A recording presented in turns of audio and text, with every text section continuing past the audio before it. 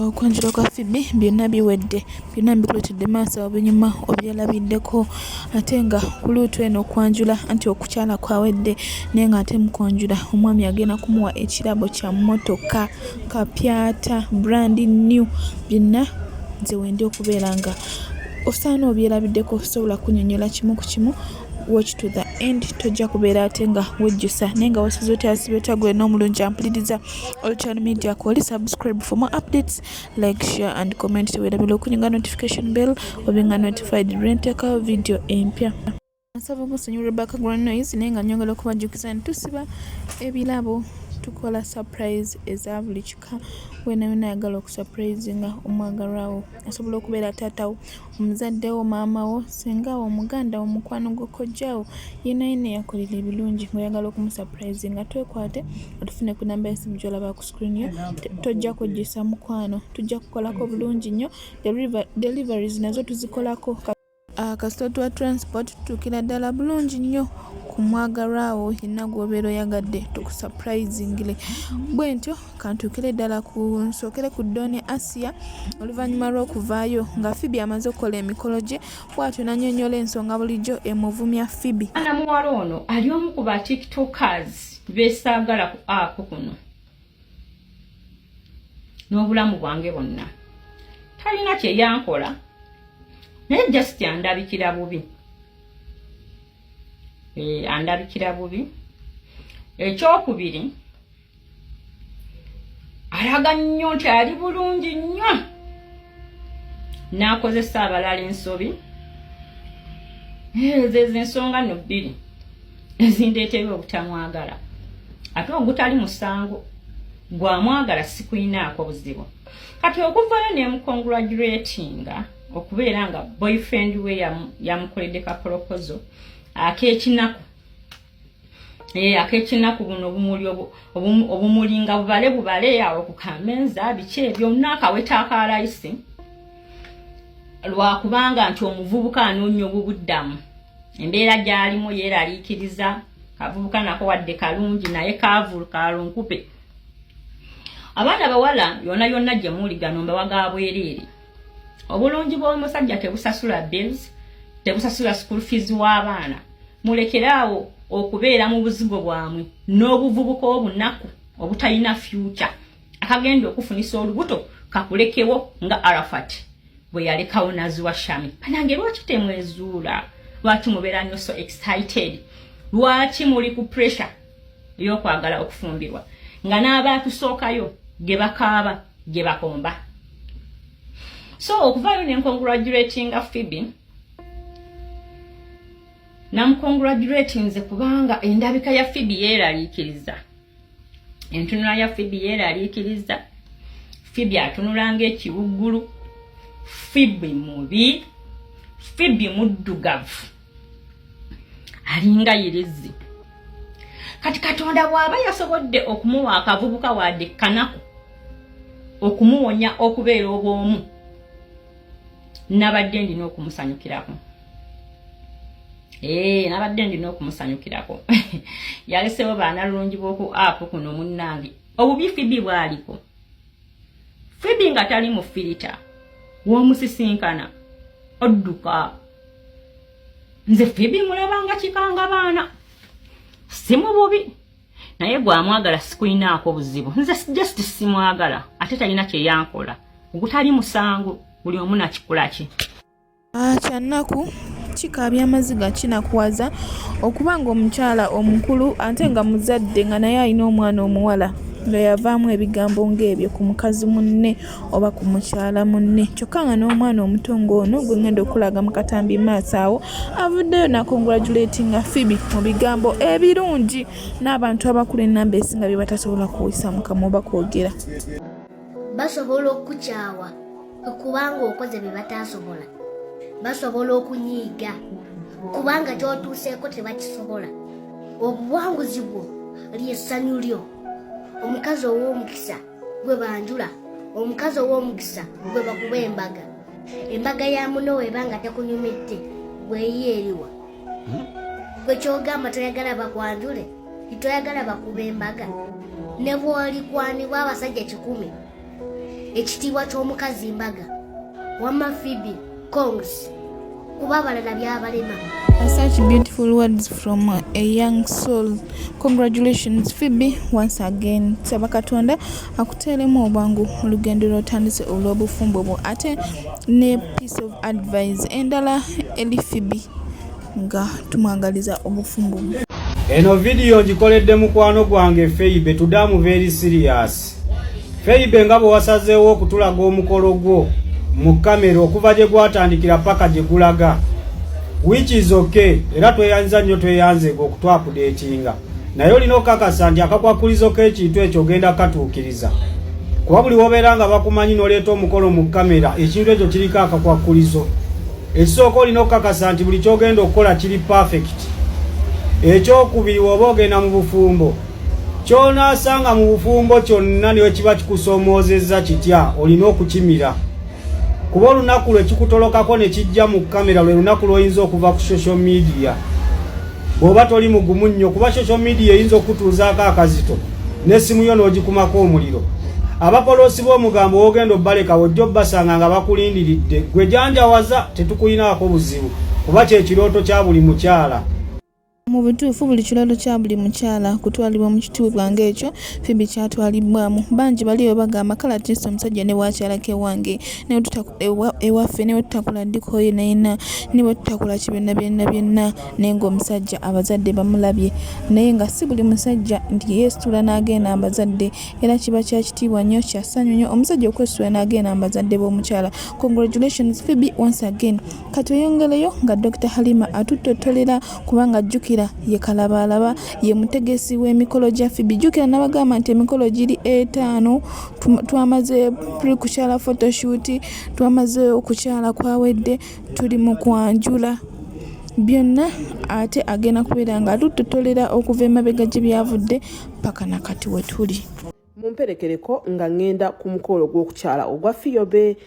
Munnange nakedde nnyo kuba nabadde wakusulayo munaye ne sitasobola engeri gye nnina bebi. Nakedde nnyo awo nno mundabye ndi wabweru we ngamba dadi kyusa emmotoka tugende naawe obudde bugenze. Munnange obunyuguvu nga bungi nakedde ate nga n'amasweta nago sagala gamba. Awo nno munaye tutuuse mu mmotoka dadi wambuuza kati ogenda vayo sawa meka ate kati munnange kati bani bogenda nabo lwaki sikutwala lwaki sikola bwenti nga mpulya sagala biwuli ate nga ndi somo Steve. Awo nno munaye tutandise ekkubo. Munnange ffe waffe teri binnya amakubo geewammwe simanyi oba kati mwe mubeera wa naye ffe waffe teri binnya yadde akafuufu. Awo no munange ndi mukwesinapinga naye nga n'amaaso tegalaba bulungi okumanya nakedde nga n'amaaso tegalaba bulungi bannange. Eno wentemya eno wenkola ntya munnange tutuuse tugenda. Awo nno mune tutuuse mu kkubo naye video after video nga njagala okusinapinga ate omusana ogwo eguba guvaayo munnaye gundabikira bulungi nga njagala nnyo ngusinapinge awani amanyiwo tebawo bannange. Munnange tugenda naye nga twateesezza inze ne Genesis owa Gomesi ne Apple Faces owa Makeup kugenda ffenna engeri gye tuli nti olugendo luwanvu. Munnange tuvuze awani ategeerawo bannange osooka commentingawo mu comment section. Abantu beno bakola obuguudo yadde akanya oba ffe tubeera weeno bannange mu ggulu ly'oku nsi. Naye ate ddako Salama Road oyinza offa. Awo nno mune tutuuse ku bitaala by'ekisaasi wali ku Northern. Ebitaala ne bitukwata mu kaawo ne bibanga ebyafudde bannange ne mpulira obusungu. Tutuusawo ku bitaala by'ekisaasi ng'ate munnaye twateesezza tusisinkane ne Apple Faces omwana yakoze ku makeup wa Pheobe tukwatagane ne Genesis Gomesezi eyamwambaza munnange tugende ffenna. Awo nno mune twambuka wali entinda abamanyiyo mumanyiyo munenga ng'ate mune we tugenda okusanga okwesinkana. Awo nno mundabye dadya ngamba bali bakubira essimu tugenda basangawa owatuufu tubasangawa munnange ng'erawo omanyi nkwata nnyo obudde. Awo nno munnange nga Apple Faces yatusooseewo eyo nno si mmotoka ya Genesis kwegamba sinjeru eyo. Munnange olwo tukwataganye tulipidde emmotoka munnange tugenda twagenzeeyo wala bayitayo mukono biti erinnya eddala saalikutte munnange awo nno tutuuse nenyambala awo nno nkyusizza engoye nenyambala mangu awo ate munene snapping yakafaananyi omukolo gw'omwana munnange olunaku omulindwa lutuuse olunaku olusooka okukyala ono mundabye ndi mu kiyungu ndi mukwekejja wano nawali Teekateeka zikyagendera ddala mu maaso anti ekigambo ekisembayo tukijjira ddala mu Dr. Halima kuba ye mutesitesi w'emikolo gyonna nga wenjikubalidde ye kalabalaba ye chairperson byonna yayogera ki ekisembayo oyina mukwano gw'oyo ennaku zino babayita bannamulondo nga walaba Evelyn Namulondo ne Rema kati abantu bagamba nti Dr. Halima ye Namulondo wa Pheobe katweyongereyo mpatse ezenjawulo nga Dr. Halima atunyonyola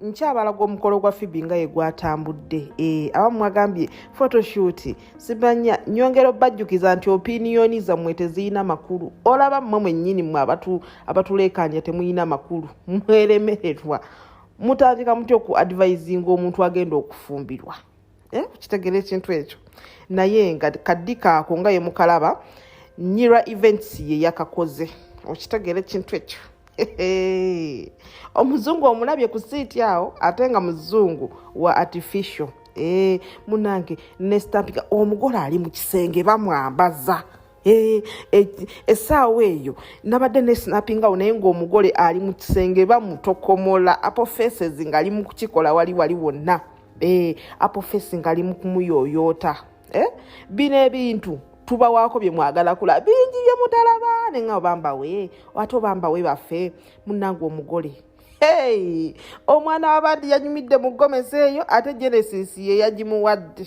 yagimukoledde olwo olugoye luvudde wali Genesis ye yalukoze straight away Genesis ye yamwambaza apofeses namubaka makeup akalungi nga wookalaba banange omwana yanyumye kati mwenze mbagambe ki photoshoot lelele banange bwembera mukyali ku mirembe gireja 1900 banange kati twayitawo bwe tuba tugenda okukola omukolo tusooka ne tugenda mu studio ne batukuba ku bifaananyi ne tubitereka ne bifuluma ku lunaku lw'omukolo oba tukiyite bwe batyo eri yali pre-shoot ne tugitereka ne tusalawo tugibawe simanyi omwana yanyumye ate Pheobe ayagala nnyo ka green naye omwana oyo ayina simayiro Genesis yakutte mu kintu kya gomesi Nyira events ngenda nno bataginga awo bonna abeetaaze genda koonaawo ku butagizi ogenda ku pages zaabwe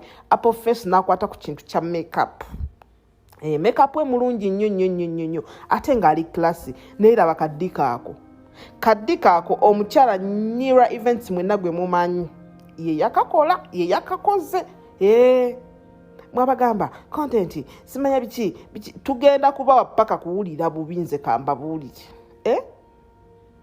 ate tuyina ensonga lwaki tetwabayise omanyi muzungazunga nnyo tuyina ensonga lwaki tetwabayise that's why muli mu kutuleekaanira left right center that's why muli mu kuleekaana naye abamu bino ebintu byabalema okukola okitegeera wawasa omwana w'abandi mwaka ku mwaka tomuwasa oli mu kutuleekaanira tomukolera nga yadde okukyala okubibibi okitegeera muli mu kutuleekaanira ate nga ngenda kubatambuza omukolo gwonna paka gye gwaggweredde bintu simanya biki bino bintu bye baleese mmere gye twalidde byonna ngenda kubibalaga naye nga ka green kakutuddeko obulungi maidiya inkusabira obufumbo bukatonda buyingiremu bwati abuwe omukisa ogutayina buyinike mwana wa mama fumba Pheobe w'omusajja ekitiibwa Pheobe w'omusajja ekitiibwa nga tukyeyongerayo ntwala okusima kwangali Dr. Halima okuba omukwano omulungi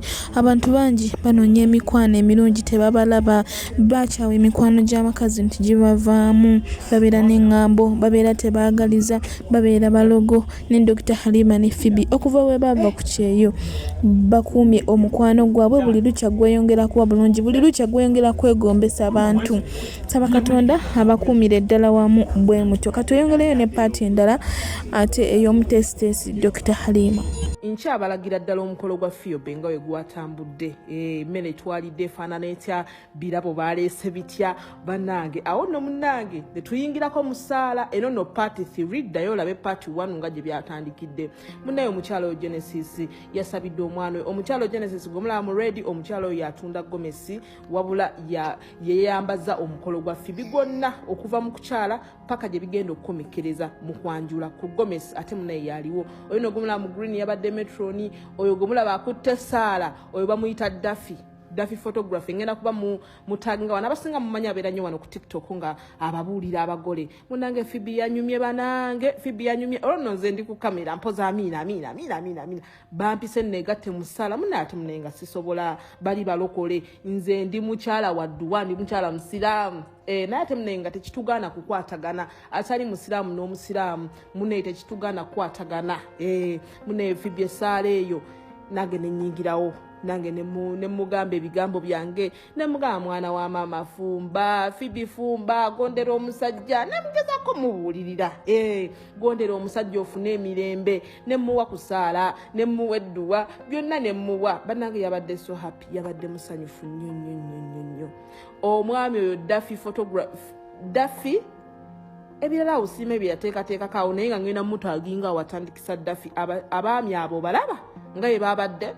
Nze kyaba neewunyisizaako bakuba ekifaananyi ne baki-editingirawo ku site nga tonadde okwejjamu engoye ezo nno ngoye za Pheobe. Akashana kagenda okwambala ate mane nga biri so positive, akagatto nga kakwataganira ddala n'omushanana. Mwenna bwe damubuuza temwalidde emmere nga temwagitulaze lelelele mweyogeza. Bannange twalidde paka kuwulira bubi obwono bufruits. Twalidde paka kuwulira bubi. Amomedda mugamba photoshoot, omusajja oli mu kooti mu kanzu mumulaba, abantu babaddeyo bayitirivu nga ye mulabaawo. Pheobe nno awo nno ng'agamba sengaawe, munnaye senga yono omwami gwe nalonda mu bangi. Awo nno ndi mukulingiza, ndi eri ndi ku kamera, naye nga abantu babadde bangi nga omanyi twetaaga privacy. That's why abamu ba TikTok abakuba kelere wano tetwabayise. Abakubi b'omudomo tetwabayise, naye nga abantu baddeyo mu bungi nnyo. Ate munenga omanyi nti buli muntu olina okumuwa eddembe erye yegazaanye, tetwabatunuzaamu kamera. Era audience obwedda nze CEO w'emikolo gya Pheobe, omuteesiteesi munnange saabakutte. Ate nze nalisti baani be tuyita baani be tutagenda kuyita. Bw'omanyi nti olina ennamba ya Pheobe oli mukwano gwe nga teyakuyise, manya nze omusango guteeke ku omusango guteeke ku nze. Naye nga bannange Pheobe ali mu mukwano. By the way, Pheobe ali mu mukwano.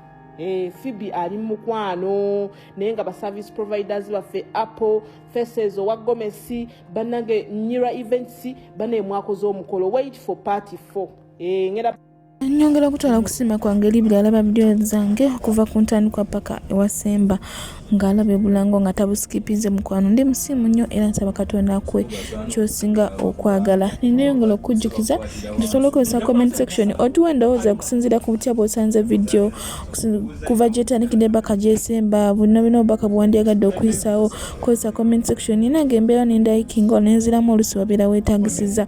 Ate nyongera okujjukiza nti tukola surprise, tukola gift hampers, tusiba ebirabo by'okukyala Okwanjula, ebya birthday, byonna tubikolako kabeya kasamusamu. Tufune ku namba y'essimu gy'olaba ku screen yo, mukwano tojja kwejjusa. Tusurprising omwagalwa asobola okubeera maama wo, taata wo, senga wo, muganda wo, mukwano gwo yenna yakolera ebirungi.